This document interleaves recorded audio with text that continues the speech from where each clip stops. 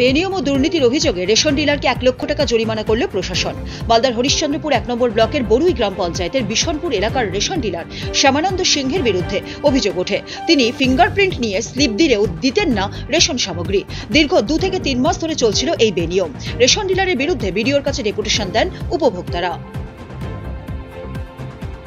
আমাদের ডিলার যে আছে শ্যামানন্দ সিনহা, আমরা মাল নিতে যেতাম, ফিঙ্গার নিত, ফিঙ্গার নেওয়ার পর 15 দিন 22 দিন 1 মাস কেটেই যেত, তারপরে মাল দিত, আবার ফিঙ্গার করতো, কোনোবার 2 মাস কেটে গেছে, তারপরে মাল দিয়েছে। এই জন্য আমরা পঞ্চায়েতে গিয়ে বিক্ষোভ করেছিলাম, বিডিও সাহেবকে বলেছিলাম, বিডিও সাহেব আমাদের বিরুদ্ধে অ্যাকশন নিয়েছে, তার জন্য ওর বিরুদ্ধে ফাইন করেছে। ফাইন করুক আর যা করুক আমি জানি না, আমরা গ্রামবাসী মাল পেলেই হলো।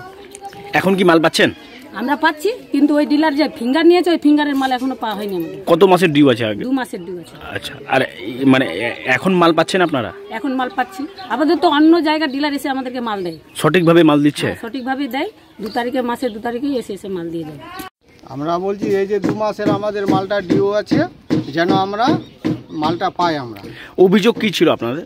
অভিযোগ ছিল যে এই যে মালটা আমরা পাচ্ছিলাম না, 2 মাসের স্লিপ দেওয়া হয়েছিল, এ মাস ও মাস বলতে বলতে টাইম দিচ্ছিল, দেওয়ার পরে বলছে যে ও মাসে নিয়ে নিবি, এই তারপরে ও মাসে দিল না, তারপরে মোটামুটি 3 মাস পরে, 3 মাসের পর আবার আমরা ভিডিওকে জানাই। তো এই 2 মাসের মালটা যেন আমরা পাই এই আবেদন করছি ভিডিও সাইটে।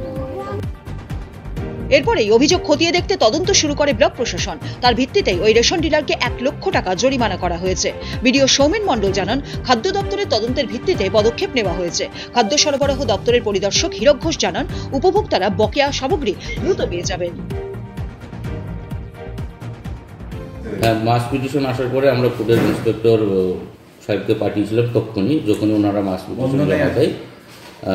তারপরে সেখানে ইন্সপেকশন করে এবং যারা উপভোক্তা তাদের সঙ্গে কথা বলে কিছু ওরা কালেক্ট করে যে সত্যি সত্যি ওখানে ওরা ঠিকঠাকভাবে রেশন পাচ্ছে না।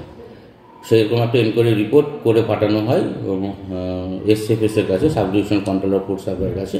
ওখানে ওনারাও তদন্ত করে দেখেন এবং একটা অর্ডার গতকাল পাস করেছেন যে ওর বিরুদ্ধে 1 লাখ টাকা ফাইন করা হয়েছে। হরিশ্চন্দ্রপুর থেকে সৌরভ মিশ্র রিপোর্ট, উত্তরবঙ্গ সংবাদ।